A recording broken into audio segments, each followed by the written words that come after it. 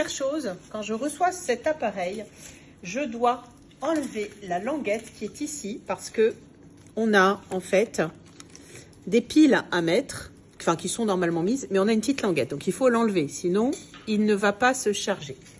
Une fois qu'on a mis notre petite languette, il est prêt à l'emploi, mais pas complètement. Il va falloir le laisser se charger, puisque à l'intérieur, on a le sensor. Ça, c'est le boîtier.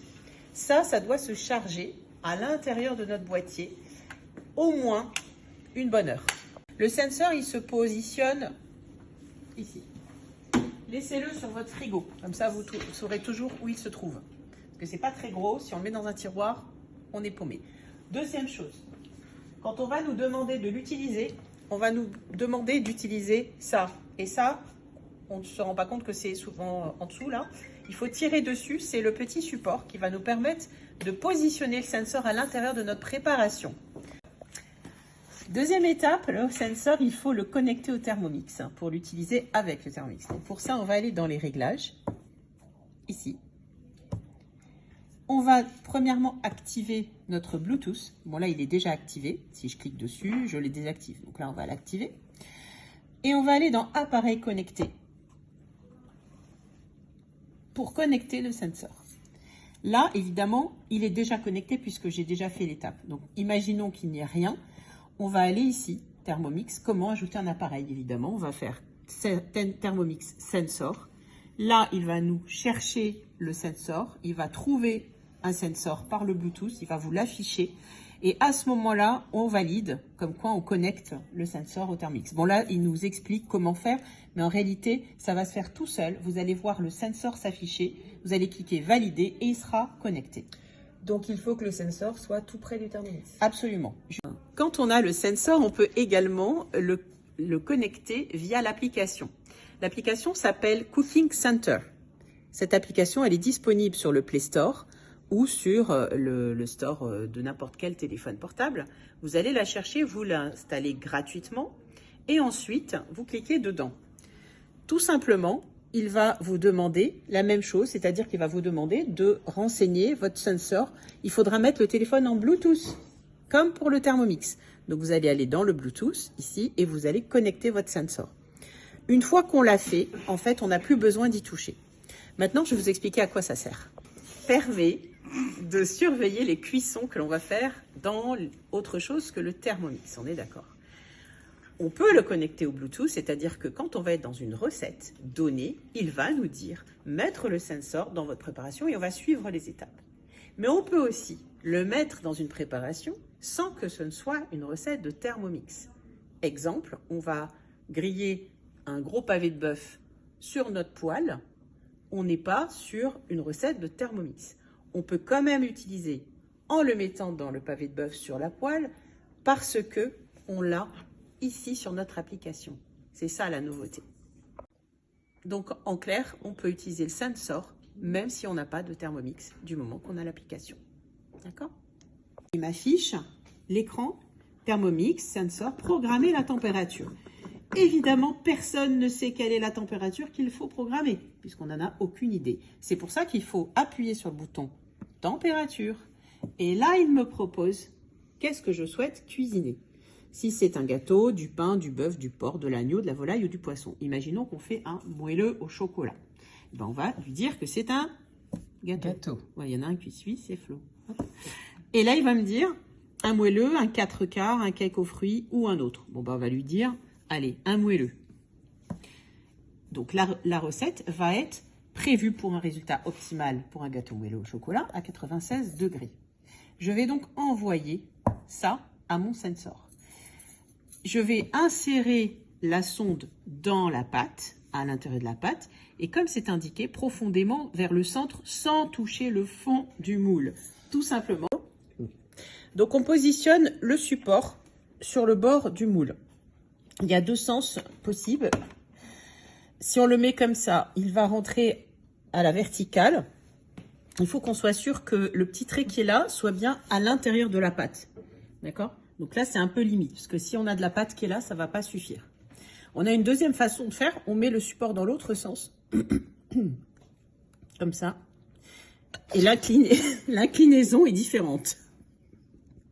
Avec le Thermomix, nous avons deux façons d'utiliser le sensor. Soit en suivant une recette, soit directement sur l'écran. On va faire sur l'écran.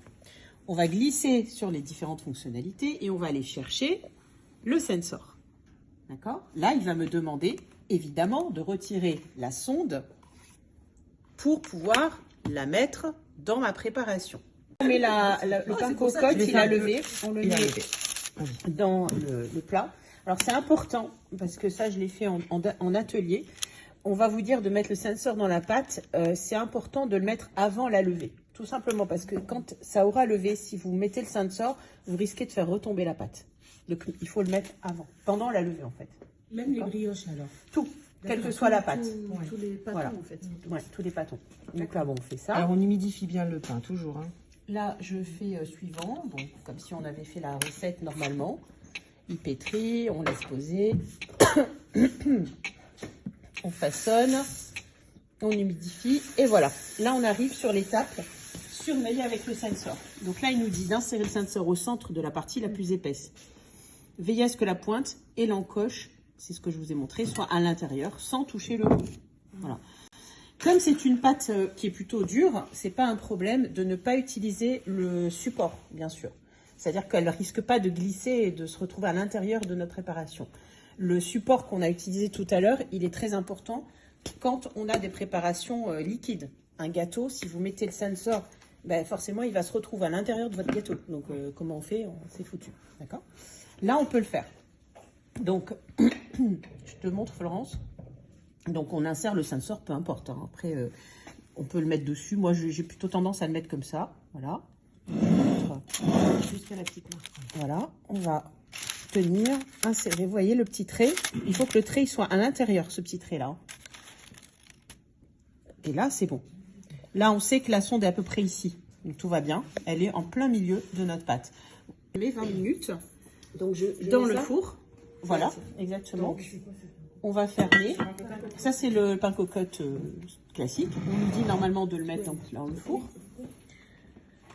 Voilà, enfourner, cuire à 240 jusqu'à ce que le sensor indique que la température est atteinte. Est-ce qu'il y a un bip quand Il va biper, il va sonner. En fait, c'est le Thermomix qui va biper et qui va nous prévenir comme quoi il faut retirer le pain du four. Il ne faut pas qu'il se mette en veille. Qui ça? Il se mettra en veille. Ah d'accord. Il se mettra pas en veille. Voilà. Il se mettra pas, tout à fait. Exactement. Donc, quand on a un affichage qui nous dit estimation du temps 50 minutes, c'est approximatif. Ça va dépendre du four. Du coup, il ne faut pas se fier à ça. Il faut se fier à ça. C'est-à-dire qu'il va en réalité atteindre 96 degrés à cœur. Et pour l'instant, il est à 27. Tout doucement, au fur et à mesure du temps, il va monter jusqu'à arriver à 96. Et il va sonner quand il sera à cœur cuit à 96 degrés. Mais du coup, le temps pourra être de 15 minutes, de 30 minutes, d'1 heure et demie, peu importe. Ça sera en fonction de votre four, pas en fonction de votre pâte. D'accord? Et là, laissez tiédir. Donc là, pour l'instant, je fais terminer. Et je vous ferai remarquer que quand j'ai fini ma recette, il est quand même encore ici, le sensor. D'accord? Je ne suis plus dans la recette. Mais lui, il sait que il est en, voilà, il est en, c'est comme le minuteur. Il est complètement indépendant. Donc, je peux continuer à faire mes recettes. Ça, c'est génial. D'accord? Donc dans le four, on a mis quelle température? 240? Oui, on a mis ce qu'on nous a demandé dans la recette. On met un temps de cuisson ou pas? Non. D'accord. Alors, on peut, par curiosité, mettre un temps. Ouais. On peut très bien dire, on met 30 minutes, parce que du coup, on sait, en fait, quand est-ce que le sensor va sonner. On regardera. Est-ce que ça fait 30 minutes, 20 minutes, 3 quarts d'heure? C'est juste pour nous, pour savoir. Mais après, peu importe. Du moment qu'il sonne, c'est que normalement, c'est cuit.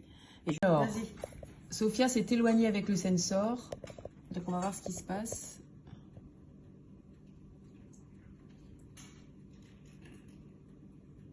Ah oui, on a perdu la température. Donc, en fait, il a perdu le sensor, là. OK. Ah ouais? Oui. Il faudrait qu'elle revienne. Reviens, Sophia. Ah voilà, c'est Pas de connexion au sensor. Voilà, c'est là, Réduire la il a distance des- entre le chargeur et le sensor. C'est bon, il est devenu rouge. Donc, on dit confirmer. Donc, il faut rapprocher le sensor. On touche à rien, surtout. Trop tard. Et c'est pour vous montrer qu'il ne faut pas stresser quand il vous fait ça. va vous rapprocher tout simplement le sensor. Et normalement, il se remet tout seul. Et donc là, tu le remets. C'est bon? Ok, t'es revenu. Imaginons qu'on a terminé et que donc on veut retrouver les informations qui concernent le sensor. Il suffit d'appuyer sur le petit point du minuteur parce que là, on a le minuteur et le sensor. Et si on clique sur Thermic Sensor, on retrouve les informations concernant le sensor. Donc, on est arrivé à 27 degrés. Hein, voilà. Donc, c'est pas beaucoup hein, en 10 minutes. Donc, c'est pour ça, on va attendre tout simplement. Mais l'information, elle est dans le Thermix. Donc là, on est à 46 degrés à l'intérieur du pain et temps estimé 26 minutes. Et là, en fait, en très peu de temps, on est passé à 73 degrés à l'intérieur du pain et il reste que 6 minutes. Donc ça va, ça c'est très très lent au départ et ensuite ça s'accélère. Donc le pain est bientôt à 96 degrés à l'intérieur. Quel suspense!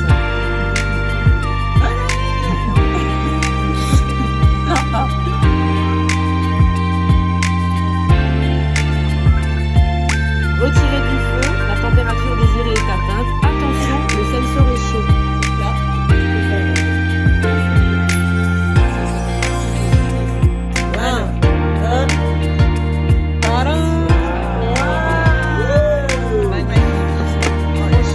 Magnifique. Donc maintenant, ce qu'on va faire, c'est retirer le sensor avec les gants.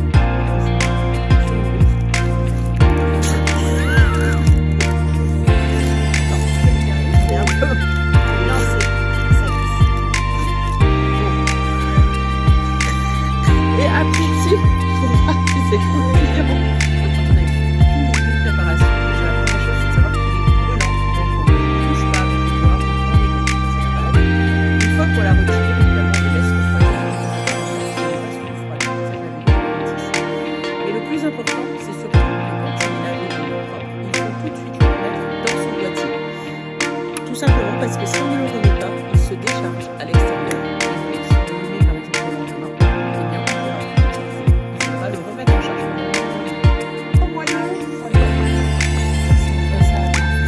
Ça sonne creux.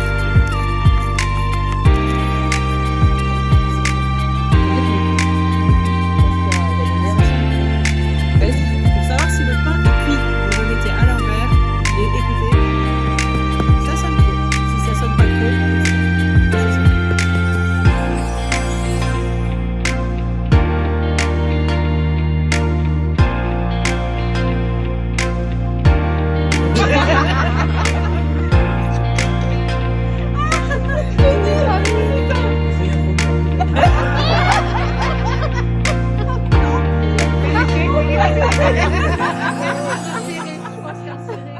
Je vais pas ça sur les réseaux sociaux, s'il te plaît.